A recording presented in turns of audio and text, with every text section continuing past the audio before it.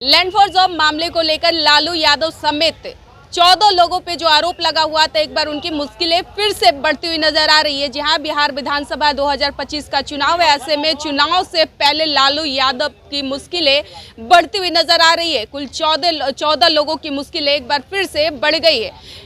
RJD के मुख्य प्रवक्ता शक्ति सिंह यादव और वहीं जदयू के मुख्य प्रवक्ता नीरज कुमार आमने सामने एक दूसरे पर आरोप और प्रत्यारोप लगाते हुए नजर आ रहे हैं। पहले शक्ति सिंह यादव की बयान को सुनिए कि क्या कुछ कह रहे हैं। देखिए, भारतीय जनता पार्टी और एनडीए के पाप का घड़ा अब भर चुका है।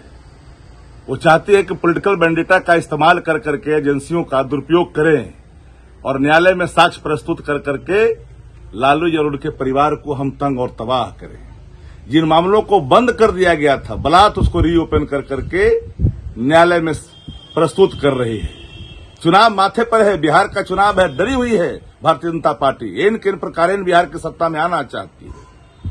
वो चाहती है कि बलात् हम वोटों को लूटें और बिहार में हम काबिज हो जाएं। पर बिहार के लोगों ने मन बना लिया है।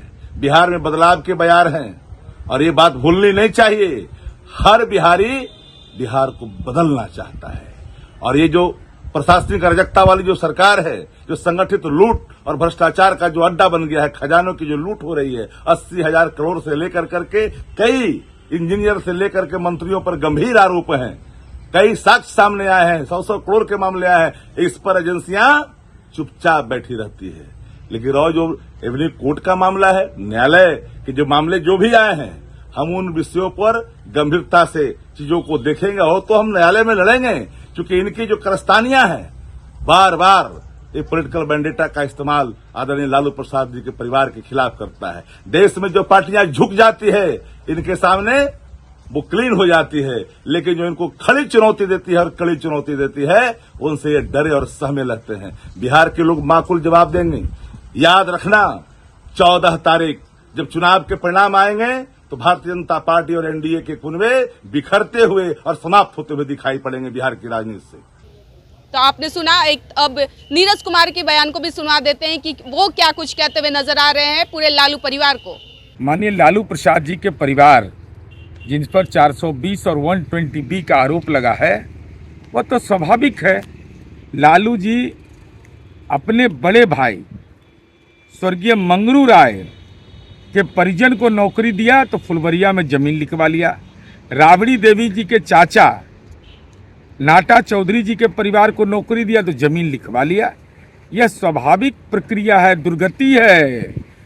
आपने जो पाप किया और तेजस्वी यादव जी आपके नाम पर अगर संपत्ति है तो आपने सरेंडर क्यों नहीं किया?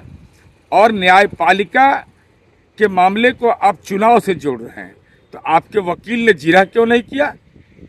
आप जो चुनावी मौसम के तहत कह रहे हैं कि आपकी पार्टी कह रही है, आपके घटक दल के लोग कह रहे हैं कि टाइमिंग का सवाल, तो ये तो कोर्ट में आपको अपनी बात कहनी चाहिए थी।